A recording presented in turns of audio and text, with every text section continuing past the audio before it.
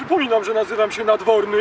Jesteśmy u wylotu drogi z Krakowa do Batowic, dalej do Raciborowic, Zastowa. Jesteśmy w miejscu, które opisał nam pan Wincenty. Miejsce, w którym może zdarzyć się wypadek. Proszę spojrzeć. Na wprost nas. Z tamtej strony jest droga z Krakowa. Przez most biegnie do Batowic. Jest to w tym miejscu droga główna. Ale gdy zjeżdżamy z tego mostu w lewo, czyli w miejscu, koło którego ja stoję, proszę państwa, ustępujemy kierowcom, którzy jadą drogą tamtą, skierowaną w stronę Nowej Huty, osiedla Piastów.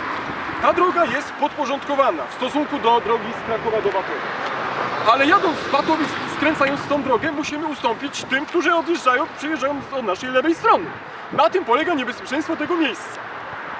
To miał na myśli pan Wincenty, mówiąc o swoich wątpliwościach, co ma zrobić.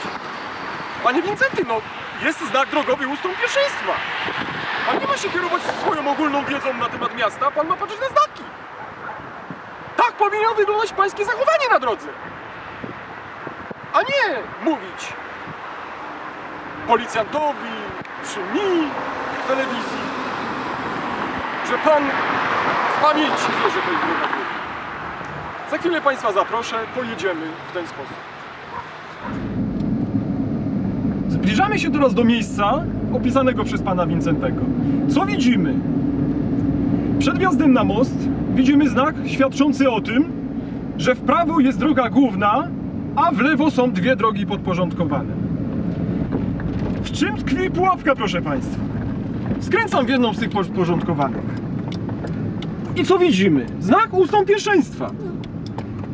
I w tym momencie bardzo trzeba uważać. My musimy ustąpić tym kierowcom jadącym tą drogą. Miejsce dwuznaczne, że tak powiem. I teraz zawrócimy, pokażę państwu sytuację od drugiej strony.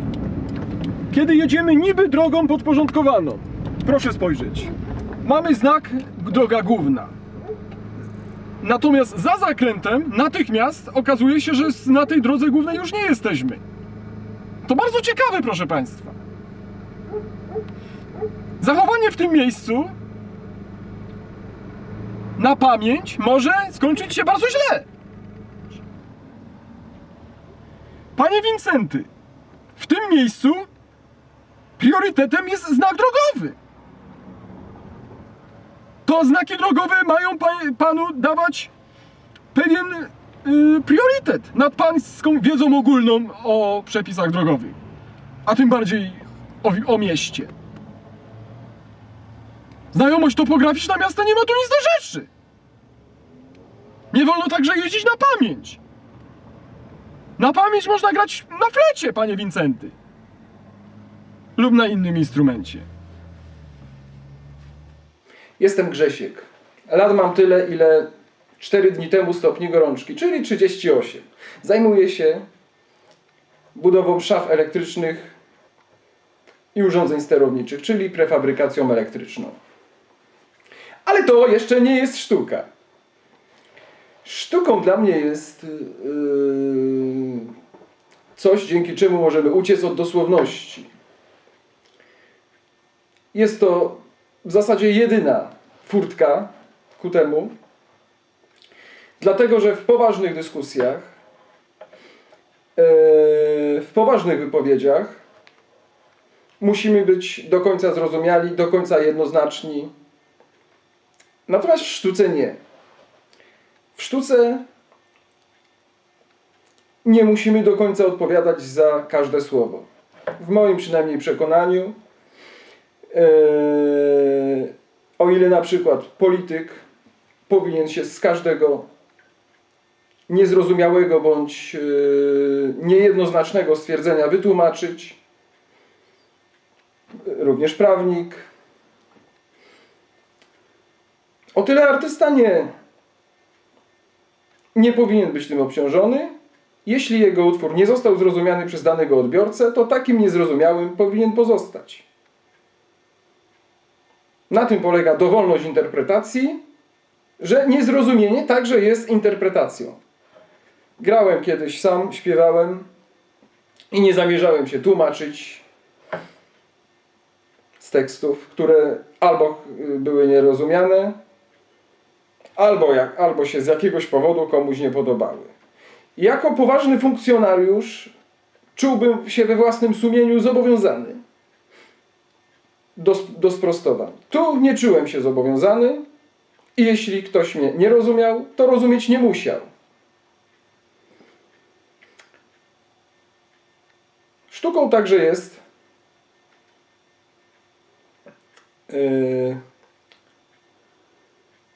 coś, co pozwala nam w danym momencie odbiec od rzeczy priorytetowej, jaką jest prawda. Mieszkam w miejscowości Prawda. Tutaj też znajdujemy się. Otóż sztuka nie musi oznaczać prawdy. Ja mam pełne prawo zaśpiewać "Jestem czołg". Państwo we mnie czołgu nie widzą, a ja to będę w swoim refrenie powtarzał dziesiątki razy i nie będę za to odpowiadał. Sztuką także jest nie tylko dźwięk oczywiście. Sztuką jest także obraz. Proszę Państwa, Państwo mnie nie tylko słyszą, Państwo mnie także widzicie. Więc ja skorzystam z okazji. Myślę, że Państwo skorzystają nawet bardziej niż ja. Pozwolą Państwo, że na chwilę odejdę,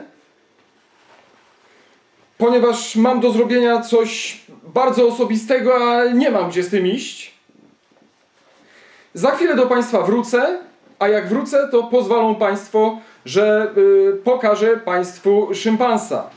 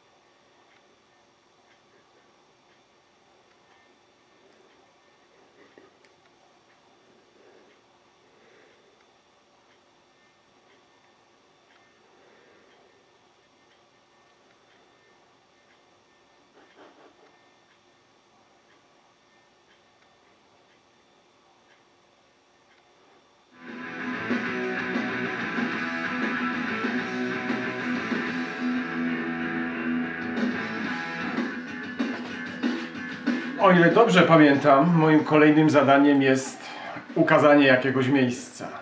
Prezentacja miejsca. Tak się składa, że mam miejsce, dlatego że sam je zrobiłem. Za chwilę Państwu pokażę. Szafa. Proszę.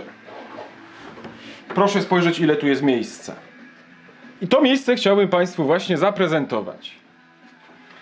Wielka przestrzeń, jaką osiągnąłem dzięki półeczkom blaszanym, jednej półce centralnej stanowiącej stół kuchenny, na której mamy gniazda elektryczne, doprowadzone napięcie z gniazda. W przyszłości mam zamiar doprowadzić 2 napięcia, wyłączające się, gdy braknie jednego, włącza się drugie. Tu ładują się bateryjki, tu jest czajniczek elektryczny, kuchenka mikrofalowa, ale jest też dodatkowa funkcja tego miejsca. Tam są drzwi główne, a tu mamy drzwi dodatkowe. Otwierając szafę, zamykamy jednocześnie drzwi dodatkowe. Żeby je zamknąć na kłódkę, przekręcamy kątownik wokół osi śruby. Otwory w kątowniku służą do tego, żeby 3 kolejne śruby zatrzasnęły się w tych otworach. Kątownik się zatrzaskuje. W tym momencie nie ma ruchu bocznego. Oczywiście zamykamy na kłódkę. W drugiej szafie obok jest ucho, w którym kłódka zamknie się. Zamykamy. zamknięte. Chciałem teraz pokazać kolejne miejsce, ale tym razem pokazać, jak tego miejsca jest mało. Otóż tutaj ewentualny cwaniak amator, chcąc wejść pod spodem, miejsca ma mało. A na dodatek ząbki, które są przykręcone do szafy, powodują jego trwałe okaleczenie. Szafa spełnia takie oto zadanie. Jest to kuchnia, jest miejsce.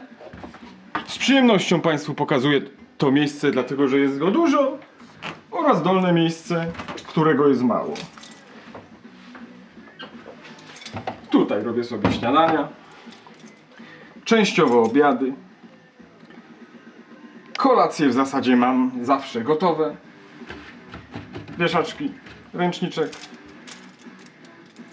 i wszelaki sprzęt. I tyle. Bardzo dziękuję za uwagę, jaką poświęciliście mi Państwo.